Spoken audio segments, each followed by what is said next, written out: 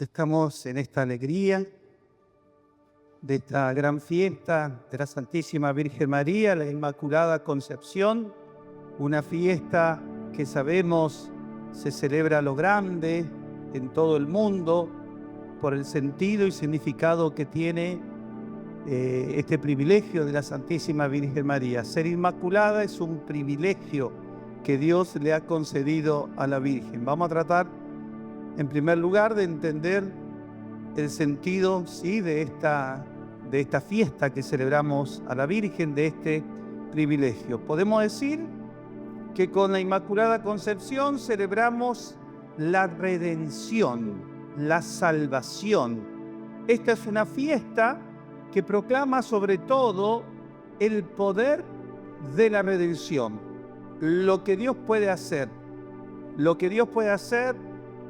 según su voluntad, su querer, con el perdonar. Para Dios no existe límite en el perdón. Por eso decía el Papa Benedicto XVI, el amor apasionado de Dios por su pueblo es un amor que perdona. Por eso también el sentido del jubileo que hace la Iglesia, el que nuestro obispo haya querido, ¿no?, que en este último mes las parroquias sean iglesias jubilares, porque el jubileo no es otra cosa que celebrar la misericordia de Dios. Recibir las indulgencias no es otra cosa que recibir el perdón, el amor de Dios, la misericordia de Dios. Por eso es tan importante, podemos decir, la fiesta que hoy celebramos. Nuestra mirada se dirige principalmente, o debe dirigirse principalmente, al dador de todo bien, aquel que crea, salva y santifica, a Dios, como lo hace la Virgen María, ¿no? En las bodas de Caná nos ha mostrado que ella no quiere otra cosa que hacer la voluntad de Dios. Por eso le dijo a los sirvientes, hagan todo lo que Él les diga. La Iglesia nos enseña que María fue la primera redimida. Y aquí está lo que tenemos que entender. Esta afirmación nos debe hacer aclarar que Dios no solo salva levantando al que cae, a nosotros pecadores podemos decir, sino también que Dios salva no dejando caer, preservándonos del pecado. Como lo confiesa también Santa Teresita, que no conoció el pecado grave porque Dios la preservó. Fíjense también el perdón de Dios, que no cometamos estos pecados o los otros, también Dios que nos redime. No caer, entonces, es un modo de haber sido sostenido, les decía, de haber sido preservados del mal, un modo de haber sido salvado. María no es la que no necesitó la salvación, sino la que fue salvada de modo peculiar en razón de su misión particular. Por eso decimos, por eso la Iglesia nos enseña, la primera redimida. Ya en María, antes de su concepción, o en el instante de la concepción, la sangre de Cristo ya empezó a dar fruto, porque fue concebida sin pecado original. De manera anticipada fue redimida. ¿Por qué? Decíamos, por el privilegio de la maternidad divina. Porque fue elegida desde todos los tiempos, como lo anunciaron los profetas. Ella es la elegida, la madre del Hijo de Dios. Entonces, el Padre, ¿sí?, en méritos a esa, ¿sí?, a la maternidad divina, la preservó del pecado. Entender entonces que el misterio de la redención de María es único, pero no es único de modo absoluto. ¿Qué significa esto? Ninguno de nosotros ha cometido todos los pecados posibles. Si hacemos una tarde de mate y vamos a compartir en qué pecaste, contame tus pecados, imaginemos, hacemos una rondita. Ah, no, yo eso no hice. No, pero yo hice otra cosa. Para que no lo hagan, por favor. Pero digo eso, si nos ponemos a contar nuestros pecados, uno se va a asombrar de pecados que uno hizo, que otro no hizo. O sea, la idea es esta que quiero decir, ¿no? Ninguno de nosotros cometió todos los pecados posibles. Hay áreas de nuestra vida en que no hemos pecado. Yo nunca maté, podemos decir, yo nunca robé, yo nunca cometí adulterio, y cada uno podría llegar a decir eso, fíjense, ¿no? O sea, no es que uno cometió todos los pecados. ¿Qué quiero decir con esto? ¿Significa que en esas áreas no ha obrado la gracia de la redención que Cristo nos mereció? Claro que no. Tenemos el testimonio de Santa Teresita, que por la gracia de Dios no cometió pecado grave, porque Dios me preservó. Si Dios no me hubiese preservado de pecar gravemente, dice Santa Teresita, hubiese sido peor que María Magdalena. Fíjense, eso es lo que ella está reconociendo. Y así cada uno de nosotros. Al escuchar a alguien que cometió tal pecado, que hizo tal mal, uno puede sorprenderse y dice, ay, pero Dios mío, ¿cómo fue capaz? ¿Y vos por qué no fuiste capaz? Porque Dios te preservó. ¿Se entiende? De ahí la humildad que nosotros tenemos que tener con Dios, porque Él me preservó, porque Él me libró de todo mal, porque gracias a Dios, ¿no? Como lo recordamos algunas veces, gracias a Dios yo no hice eso, gracias a Dios. Como dice Santa Teresita, si Dios no te hubiese preservado, ay, ay, ay, los pecados que hubieses cometido. Si nos ponemos a pensar nosotros situaciones de tentación, ¿no? Desde nuestras vidas, situaciones de tentación, ocasiones próximas de pecado, uno puede llegar, fíjense, a percibir. Yo me acuerdo que una vez estaba tentado hasta con ganas y justo apareció una persona, justo se cortó la luz. Fue Dios que obró ahí para que no peques. Fíjense, es Dios, es Dios.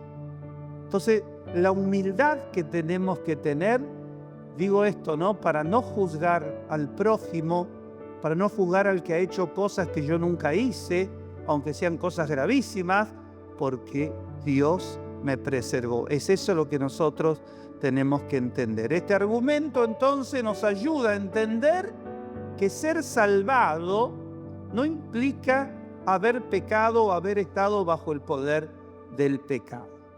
¿Sí? No, a mí Dios no me tiene que perdonar nada. A veces uno cae, fíjese, somos presuntuosos. No, yo no pequé. A mí Dios no me tiene que perdonar nada. A veces tenemos esa soberbia, por así decir, en decirlo. ¿Sabe por qué Dios no te tiene que perdonar nada? ¿Cuál es la respuesta? Porque Dios te preservó de que pecases. Esa es la respuesta. Así, vamos a otro puntito. Así como María es la Inmaculada, así también nosotros debemos tender a ser inmaculados por la gracia de Dios, porque esa es la voluntad del Padre. Nuestro destino es ser perfectos, no perfeccionistas, que es muy diferente. Tenemos que tender a la perfección, a la medida de la pureza infinita de la santidad de Dios, porque es el mismo Dios que nos llama, y si Él nos llama es porque Él mismo nos dio la capacidad de la perfección. Sean perfectos como el Padre Celestial es perfecto. El apóstol lo afirma expresamente: hermanos, regocíjense, sean perfectos, confórtense, sean de un mismo sentir, vivan en paz, y el Dios de amor y paz estará con ustedes. De hecho, inmaculado significa simplemente sin mancha, y eso es expresamente lo que se espera de la gracia en nosotros. Pues, como dice el apóstol, nos escogió en Él antes de la fundación del mundo, para que fuéramos santos y sin mancha delante de Él.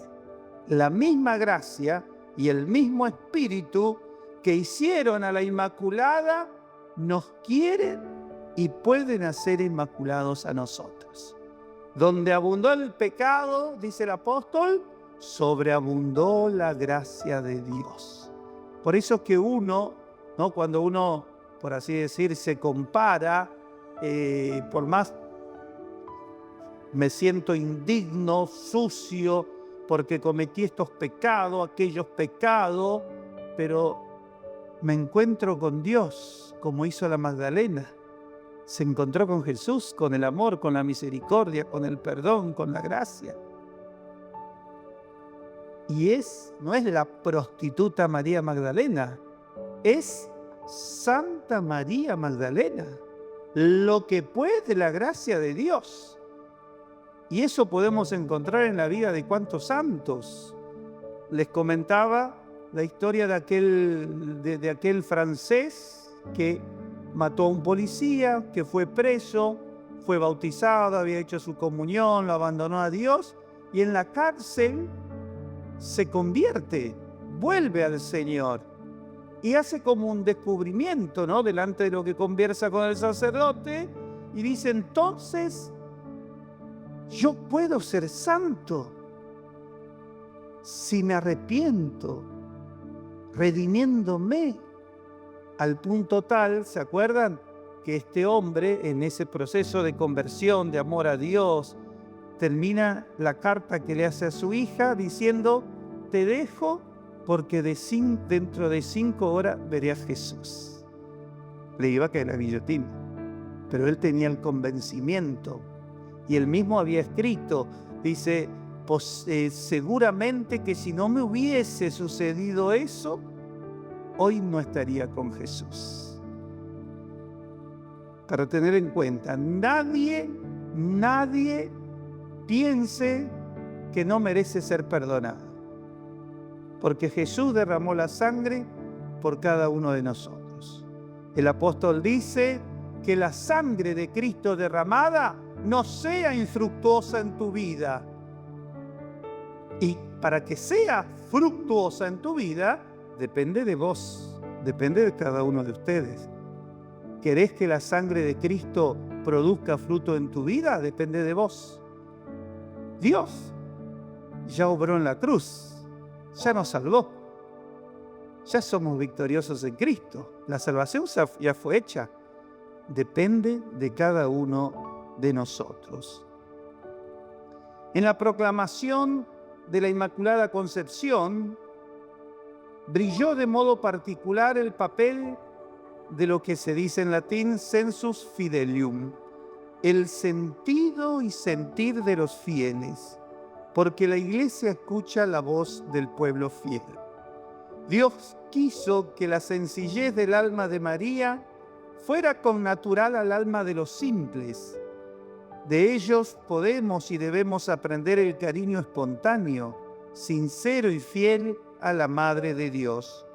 Un amor que entiende sin complicaciones que los bienes de ella, de algún modo, pertenecen a todos los que la amamos y a todos los que ella ama.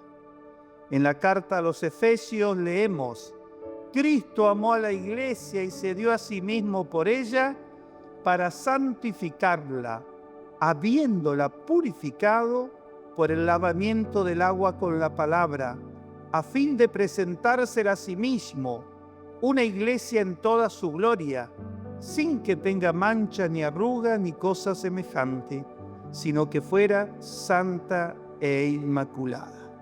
Tal deseo de Cristo solo alcanza su plenitud en aquella novia, la Jerusalén del cielo, de la que fue dicho en Apocalipsis: su fulgor era semejante al de una piedra muy preciosa. La celebración de María como Inmaculada es entonces una mirada no solo al pasado de María, sino quizás más aún al futuro de la Iglesia. Podemos decir además que este misterio escatológico tiene su eco natural en la celebración eucarística. Hay una especie de compatibilidad natural e indisoluble entre el misterio de la Inmaculada y el misterio eucarístico. La pureza de ella, ofrecida a Dios, es como la saludable respuesta con que nuestra raza humana acoge la ofrenda purísima del Cordero Inmaculado, el Cordero sin mancha. Termino con este punto.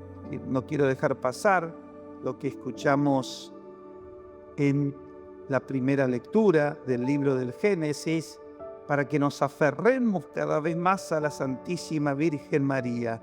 Recordar que a partir del pecado original, como nos dice el apóstol, por la desobediencia entró el pecado, por el pecado entró la muerte.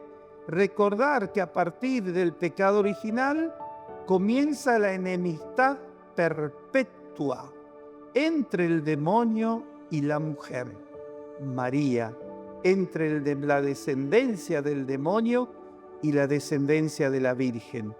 Nosotros, los hijos de María. Por eso que Jesús, de alguna manera cumpliendo con ese designio de Dios, nos dio a María como madre. Ahí tienes a tus hijos, ahí tienes a tu madre. Queridos hermanos, que cada vez amemos más a María, que cumplamos con ese cuarto mandamiento de honrar padre y madre, honrando a nuestra Madre Celestial. Ella que quiere nuestro bien, nuestra salvación y nuestra felicidad. Amén.